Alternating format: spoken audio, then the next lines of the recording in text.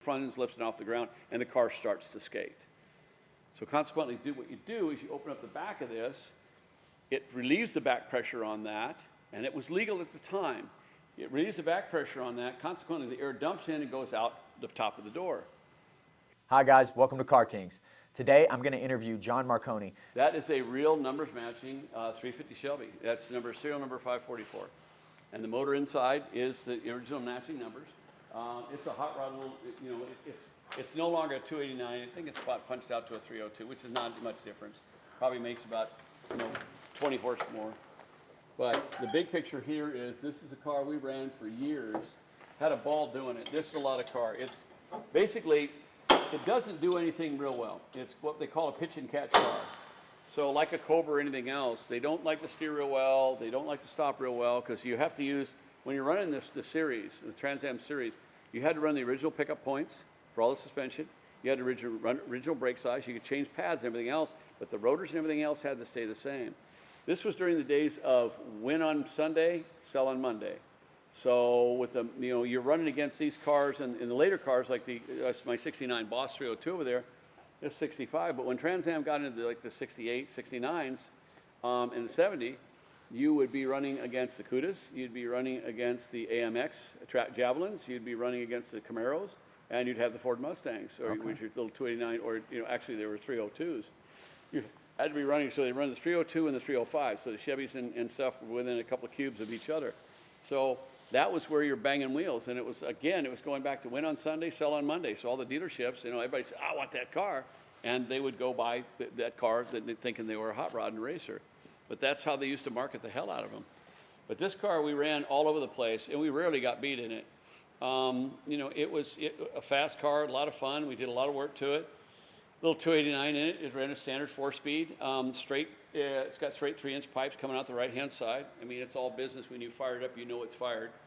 Headers, and it just, the original Shelbys, when these things came with aluminum transmission, with a steel case transmission now, otherwise the aluminum transmission didn't hold up. They wouldn't take the torque. So that was it. We did, and this is what, what was it, Pete Brock. Pete Brock did the design work for the Shelbys, and this whole front section was never, this front end was never supposed to be on here.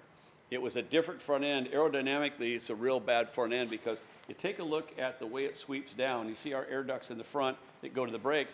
The way it sweeps down, this inherently wants to lift. So what happens is it becomes a wing. It's like the Cudas, like my wife's, the heavy Cuda and the 340 Cuda. The front of the nose tapers down, so you have to put a spoiler on it to break that air out. What happens is you get up to 150, 120 miles an hour, 130 miles an hour, that front's tiered down like this, it raises the front up. So interesting thing that happens, check this out. What happens is, these are some of the things that you're allowed to do, is, check this. Take a look at the way the hood's spaced. Okay, why that big space behind the hood? Can you answer that question for me?